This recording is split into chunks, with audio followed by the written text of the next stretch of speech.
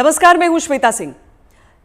कहते हैं कि कोई भी व्यक्ति किसी पर भी विश्वास कर सकता है, लेकिन जब पैसों की बात आती है तो आप हर किसी पर विश्वास नहीं करते। लेकिन कुछ नाम ऐसे होते हैं जो नाम आप अपने पैसों के साथ भी उन पर भरोसा करते हैं, उनकी जो सलाह है, उनका जो मशवरा है उसे लेते हैं। ये सबसे सरल और सामान्य भाषा में मैं अपने मेहमान का इंट्रोडक्शन आपको दे सकती हूँ। डॉक्टर विवेक बिंद्रा, बहुत बहुत स्वागत है आपका। और ये बहुत बड़ा कॉम्प्लीमेंट होता है क्योंकि लोग जनरली अपने पेरेंट्स की, अपने भाइयों की, अपने बहनों की, इनकी बातों पर विश्वास करते हैं जब अपने पैसे की बात आती है। बहुत सोच समझ कर सोचते हैं कि पता नहीं कुछ गलत एडवाइस न दे दे। लेकिन आपके में क्या बात ऐसी है कि ये बड़ा बिजनेस जो है उसकी तरफ जो आम इंसान है वो इतना खिंचा चला आता है? धन्यवाद, थैंक यू। आम इंसान तभी खिंचा चला आएगा जब आप एक रियल वैल्यू क्रिएट कर सकते हैं, और वो रियल वैल्यू क्रिएट करने के लिए आम इंसान की जो सबसे खास समस्या है उसको सुलझाने के लिए क्या प्रयास किया जा रहा है। तो आज जो व्यापारी वर्ग हमारे देश में, देखिए, एंटरप्रेन्योरशिप बहुत पुराना है हमारे देश में, लेकिन स्केल नया है। बिजनेस खड़ा तो लोगों ने किया है, लेकिन बिजनेस बड़ा नहीं किया है।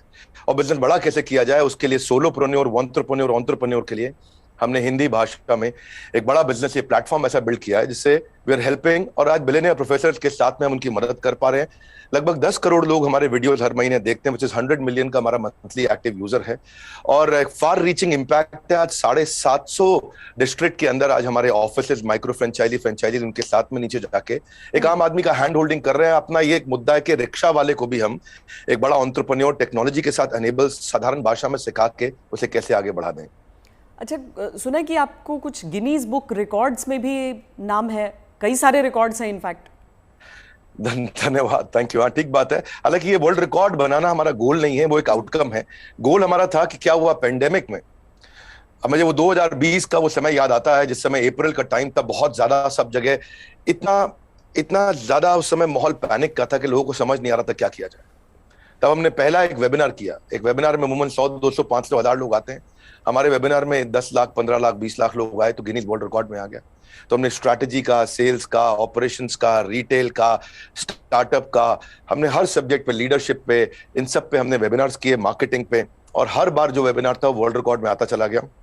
आज लगभग Guinness book of world record हमारे 9 हैं, और golden book of world record मिला के हमारे 10 वर्ल्ड रिकॉर्ड बन चुके हैं।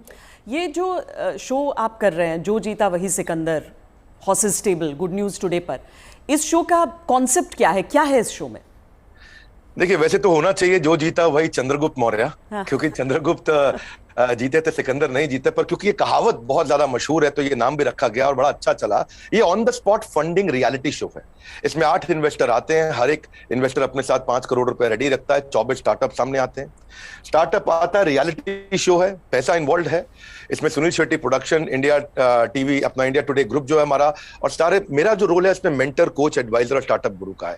तो हम लोग मैक्रो इंडस्ट्री का एनालिसिस भी देते हैं और साथ में माइक्रो बिजनेस का एनालिसिस देते हैं। स्टार्टअप आता है, इधर सबके सब इन्वेस्टर बैठे रहते हैं, आमने सामने चर्चा होती है, वहीं सब ओके हो जाता है, वहीं पैसा और उनके बदले में उनकी इक्विटी ली जाती है। तो बड़ा अच्छा शो है। पैसा लेने के लिए देखिए कई तरीके हैं। सेल्फ फंड आदमी कर सकता है, दोस्त से ले सकता है, परिवार से ले सकता है। लेकिन जो एंजल इन्वेस्टमेंट है, वो एंजल इन्वेस्टमेंट वो आपसे छोटी सी एक ओनरशिप, हिस्सेदारी कंपनी में ले लेता है। जो एंजल आता है एंजल की तरह काम करता है। बहुत सारे एंजल इन्वेस्टमेंट के लिए बड़े अच्छे सारे प्लेटफॉर्म्स हैं। Startup grind, Indian angel network, venture catalyst, Chennai angel, lead angel, Sequoia, Nexus, Kalaari, Mumbai angel, बहुत है। लेकिन तब भी बावजूद उसके केवल 2% लोगों को पैसा मिल पा रहा है। 98% लोग फेल हो जाते थे। तो उसी के लिए हम लोगों ने मिलकर ये शुरू किया हॉर्सेस टेबल, जहां पे हम और लोगों को पैसा दे सके, उनकी मदद कर सके। अगर उनके आइडिया में दम है तो उनकी ग्रोथ में हिस्सेदारी देने के लिए हमारे इन्वेस्टर साथ में आते हैं, और मैं उसको वहां पे आके मॉडरेट करता हूं, मैं अपनी एडवाइस देता हूं, जिसके बेसिस पे आगे हम लोग उसको आगे बढ़ा पाते हैं। मतलब इसमें कोई भी आ सकता है, कोई भी जो जिसके पास कोई आइडिया हो कि किस तरीके से आगे कोई बिजनेस हो सकता है। ज़रूरी नहीं है कि कोई बड़े बड़े ग्रुप्स हों, बिजनेस हाउसेज हों। ये मकसद क्या है इसका, आइडिया कहाँ से आया? श्वेता जी, यही तो मेन मुद्दा है कि अगर आज मैं गुवाहाटी के आगे, वहां से 200 किलोमीटर दूर जाके जहां असली भारत बसता है, जो केवल दिल्ली मुंबई में नहीं है, उन लोगों को हम ला सके, उनको बढ़ा सके। देखिए, आइडिया यहां से आया कि एक एडम स्मिथ नाम के जेंटलमैन रहे, उन्होंने मैक्रो इकोनॉमिक्स पे किताब लिखी है। 200 साल पुरानी किताब है, उसको पढ़ने के बाद कुछ नहीं चाहिए। वो कहते 4 चीजें होनी चाहिए। एक, जिस देश की पॉपुलेशन बढ़ रही है वहां बिजनेस अच्छा होगा। जहां टेंडेंसी टू कंज्यूम है, हमारे देश में स्वतंत्रता बहुत है, कुछ भी कंज्यूम कर सकते हैं, हमारा देश चाइना की तरह नहीं है। तीसरा, जहां एंटरप्रेन्योर बहुत है, और चौथा, जहां इनोवेशन है। चारों लिहाज से 4 में से 3.5 नंबर इंडिया को दिए जाते हैं। इंडिया में एंटरप्रेन्योरशिप बहुत तेजी से बढ़ रहा है। तो हमारे को, आपने पूछा आइडिया कहां से आया, आइडिया यहां से आया कि गड्ढा ढूंढने का एक ट्रेनिंग दिया जा रहा है, इसके द्वारा लोगों को इंस्पायर किया जा रहा है कि कैसे एक स्टार्टअप आए, क्या वो कस्टमर का टाइम बचा रहा है तो उसको पैसा मिल सकता है, हाँ भाई बड़ा अच्छा कर रहे हो आप।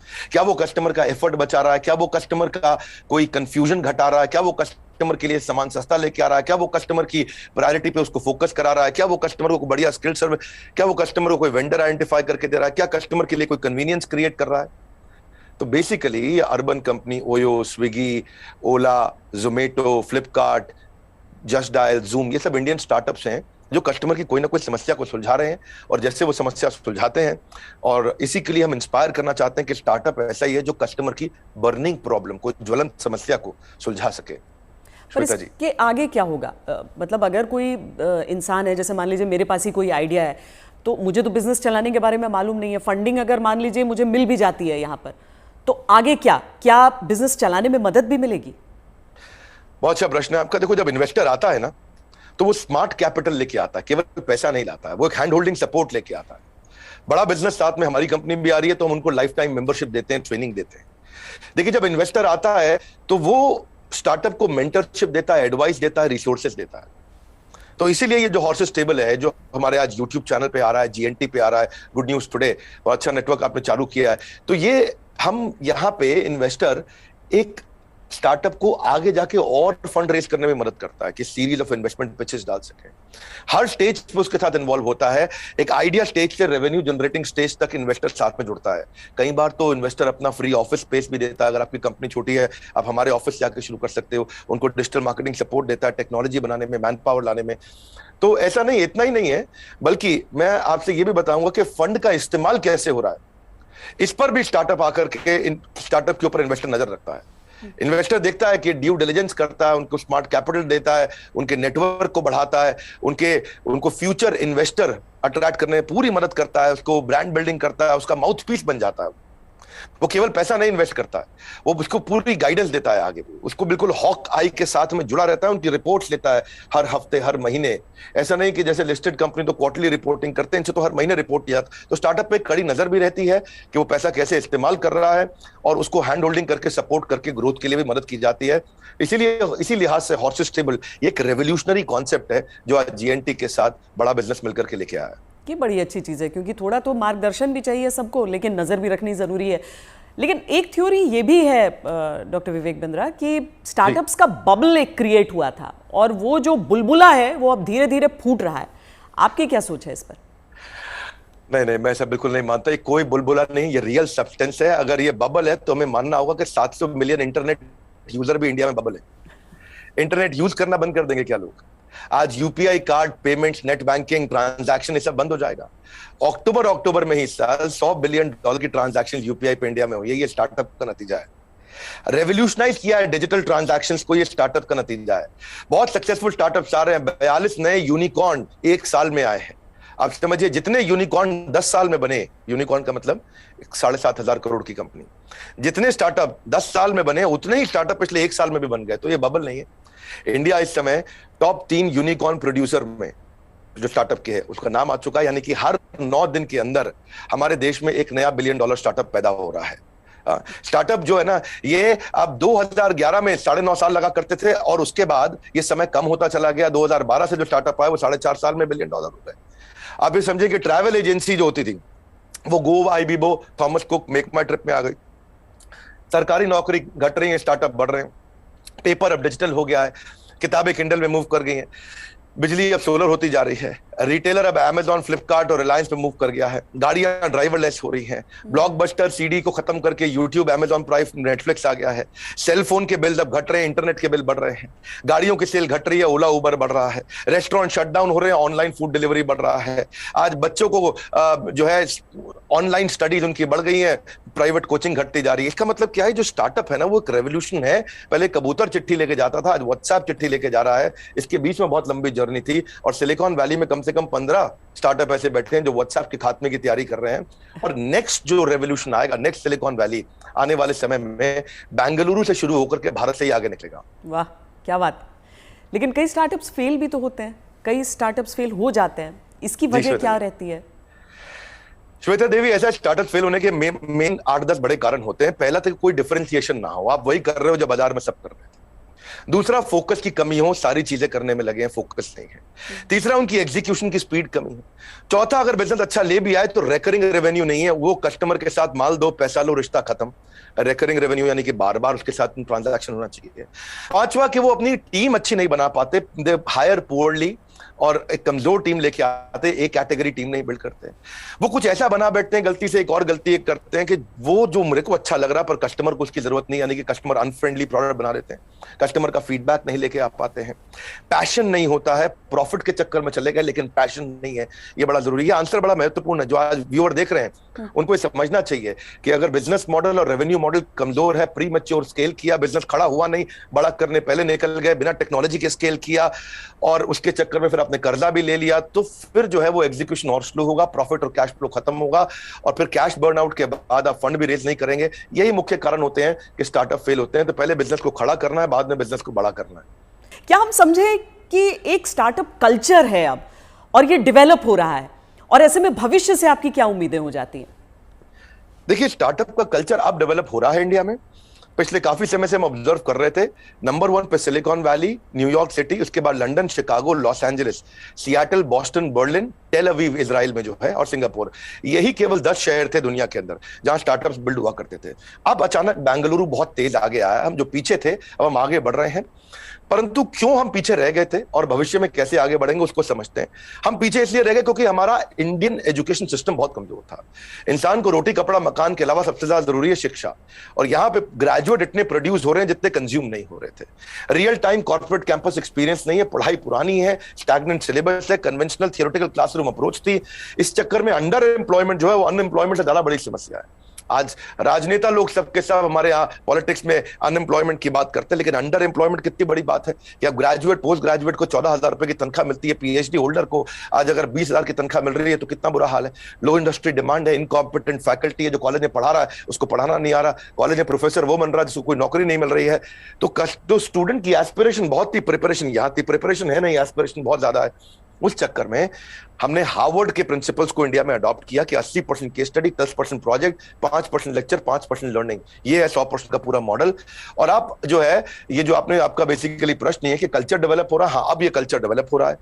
ओरिजिनल क्वेश्चन आपका यही है कि कल्चर ऑफ इनोवेशन आ रहा है, और इससे ना इकोनॉमिक एक्टिविटीज, मनी सर्कुलेशन अपने आप इंप्रूव होता है, और इससे देश में फर्क आ रहा है। मेरा कंक्लूजन यही है कि लोगों के पास आइडियाज हैं, कैपेबिलिटी है। हमने जो ये शुरू किया है हॉर्सेस स्टेबल, जो जीता वही सिकंदर, ये एक ऐसा रेवोल्यूशनरी कॉन्सेप्ट है जिससे एक आम आदमी को भी ना मन में ये फीलिंग आ गया है, यार आइडिया देने पे पैसा मिल सकता है तो मुझे भी कुछ करना चाहिए। केवल आइडिया देने पे पैसा मिल रहा है, भैया तो कमाल हो गया है, मैं भी आता हूं, मैं भी आगे बढ़ता हूं। बड़ा उत्साह इस समय बढ़ रहा है देश का। हमारे यूट्यूब चैनल पे हमको बहुत फीडबैक्स मिल रहे हैं, जीएनटी पे मैंने देखा बहुत से फीडबैक्स मिल रहे हैं, लोग बहुत पसंद कर रहे हैं, शेयर रेट बढ़ गया, वीडियो कंजम्पशन रेट बढ़ गया। नहीं, आप बहुत सही बात कह रहे हैं, क्योंकि 12वीं कक्षा की इकोनॉमिक्स जब हम पढ़ते हैं तो उसमें अनएम्प्लॉयमेंट में तो कई चैप्टर्स हो जाते हैं, अंडर एम्प्लॉयमेंट सिर्फ एक सबहेड के तौर पर नजर आता है। लेकिन बहुत बड़ी समस्या है, देश में टैलेंट की कमी नहीं है, टैलेंट पूल है हमारे सामने। लेकिन कोई ऐसा रोड मैप आपको नजर आता है कि जो प्रतिभा है युवाओं की उसके हिसाब से उन्हें मौके मिल सके? रोड मैप एक ही है कि आज बच्चों को लैक ऑफ क्लैरिटी है, उनको प्रोफेशनल, करियर, सब्जेक्ट, कोर्स इसके बारे में जानकारी नहीं है।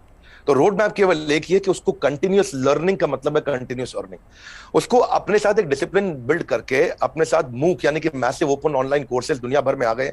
लगातार सीखने से खाली दिमाग खुले दिमाग में परिवर्तित हो जाएगा। अब जो anyone who keeps on learning he will stay young forever, ये हेनरी फोर्ड ने बोला है। बड़ा बिजनेस भी इसीलिए आया। दुनिया भर में कॉर्पोरेट ट्रेनिंग हो रही थी, स्किल डेवलपमेंट हो रहा था, K-12 की बात हो रही थी, टेस्ट प्रिपरेशन हो रहे थे, बायजूस, वेदांतु सब आ गए, लेकिन एक आम आदमी के लिए, व्यापारियों के लिए सिखाने के लिए कुछ नहीं था। तो रोड मैप ये है कि आपको आज लर्निंग पे फोकस करना चाहिए। हमने भी उस गैप को समझा। हमने देखा कि कस्टमर के पास आज टाइम नहीं है, क्वालिटी टीचर नहीं है, हिंदी भाषा के अंदर कंटेंट नहीं है, मिनिमम एजुकेशन रिक्वायरमेंट पूरी नहीं कर पाते। आज MBA कॉलेजेस तो बहुत महंगे हैं, MSME के मेंटर नहीं है। तो मैंने उसके लिए हमने बड़ा बिजनेस चालू किया कि लोग आकर के सीखे वहां। क्या मॉडल है? Any time, anywhere, any device. कोई मिनिमम एजुकेशन नहीं चाहिए, वीडियो, वॉइस, वर्नाक्युलर, आपका टाइम हम सेव करेंगे ताकि आप सक्सेस मिले आपको। इजी टू यूज कर दिया है। सारे business planning tool, framework, agreement, उनको डॉक्यूमेंट, स्ट्रैटेजी शीट, हर एक चीज बना के हैंड होल्डिंग के साथ, कोई भी सब्जेक्ट में फंसे वो, strategy, sales, HR, finance, customer service, funding, operations, technology, marketing, admin, legal, production, इस सब में उसको मदद करते हैं ताकि वो आकर के सीखे। तो बेसिकली रोड मैप ये है कि आदमी को सीखना चाहिए। हमने ऐसा किया है कि हमने 750 रुपए महीने पे एक एग्जीक्यूटिव एमबीए उसको कराना शुरू कर दिया है। 1500 रुपए महीने पे हमने एक अडल्ट को एमबीए कराना शुरू कर दिया है। सिखा कौन रहा है मेरे साथ? मेरे प्रोफेसर एक कैटेगरी है, Kent RO, Patanjali, Amul, Morgan Stanley, Somani, Apollo, Ford Motors, इन सबके चेयरमैन हमारे साथ जुड़े हुए सिखा रहे हैं। Dainik Bhaskar, Lal path lab, Xiaomi, HDFC limited, जब इनके चेयरमैन एक अच्छा बिलियनियर प्रोफेसर आके सिखाता है और वो लर्निंग देता है और इतनी अफोर्डेबल प्राइस पे देता है, तो उससे रेवोल्यूशन आ रहा है। यही कारण है कि आज देश में बहुत सारे लोग हमारे साथ जुड़े हैं, जिसके कारण हम वो सीख पा रहे हैं, आगे बढ़ रहे हैं। तो रोड मैप सब लोग को मेरा एक ही मैसेज है कि अगर आपको अर्निंग बढ़ानी है तो पहले लर्निंग बढ़ानी होगी। क्योंकि अमूमन ऐसा होता है कि कुछ बड़े बिजनेस हाउसेस, हम सब टाटा बिरला को देखते हुए बड़े हुए, लेकिन वो मोनोपोली है इतना भी समझ में आया, कुछ कठिन शब्द लोग सीखते गए, लेकिन इतना भी साथ में सीखा कि सारा कंट्रोल इन्हीं के हाथों में रहेगा। लेकिन क्या ये स्टार्टअप कल्चर जो है वो बिजनेस डाइवर्सिफिकेशन में मदद कर सकता है? श्वेता देवी, अब जमाना बदल गया है।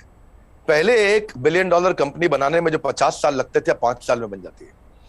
जो हमारे यहाँ टॉप रैंकर सबसे बड़े अरबपति 1950 में थे, उनमें से अब कोई दिखाई नहीं पड़ता है टॉप अरबपति की लिस्ट में हमारे देश में। अचानक जमाना बदल गया है। इनफैक्ट सन 2000 तक भी Naukri.com, मेक माई ट्रिप, इनको 14 साल लगे $1 बिलियन कंपनी बनने में। पर आप उसके बाद देखिए, फ्लिपकार्ट, पॉलिसी बाजार, जोमेटो आया तो इनको 14 साल नहीं लगे, ये 8.5 साल में $1 बिलियन हो गए। पर उसके बाद में देखिए, नाइका, ओयो, उड़ान और ओला इलेक्ट्रिक आया, ये 2 साल 3 साल में $1 बिलियन कंपनीज हो गए। तो अब जो है वो कॉर्पोरेट्स की बपौती नहीं रह गया है बिजनेस। अब पहले हुआ करता था कि बड़ी मछली छोटी मछली को खा जाया करती थी, आज बहुत सारी छोटी मछली मिलकर बड़ी मछली को खा जाती हैं, और उसी रेवोल्यूशन में हम कंट्रीब्यूट कर रहे हैं साथ में। डॉक्टर बिंद्रा, बहुत मज़ा आया आपसे बात करके। और एक चीज़ मैं कहूँगी कि आमतौर पर क्या है कि ये बिज़नेस के कॉन्सेप्ट्स जो हैं उसमें अंग्रेज़ी का इतना इस्तेमाल होता है कि आम लोग कनेक्ट नहीं कर पाते हैं। आंकड़ों का इतना इस्तेमाल होता है कि लगता है कि यार ये तो हमारे बूते की बात नहीं है। आप इतने सिंपल तरीके से समझाते हैं, मुझे लगता है इसीलिए ऐसी चीज़ों पर भी लोग आपकी बात को समझते हैं, आपकी बात को मानते हैं। और ये जो जी, हर एंकर के साथ भी उतना अच्छा नहीं लगता जितना श्वेता देवी आपका इम्पैक्ट है और आज तक का इम्पैक्ट है। मैं तो मतलब मानता हूं उस बात को कि आज तक जितना न्यूट्रल और जितना अच्छा चैनल रहा है, और खास तौर से जो आपने इन्फ्लुएंस क्रिएट किया, तो आपको भी बहुत बहुत बधाई। धन्यवाद, आपने इतना समय लगाया आज लोगों को इन महत्वपूर्ण पहलुओं पर हम चर्चा कर सके। Thank you so much. Thank you so much. धन्यवाद श्वेता देवी, थैंक यू।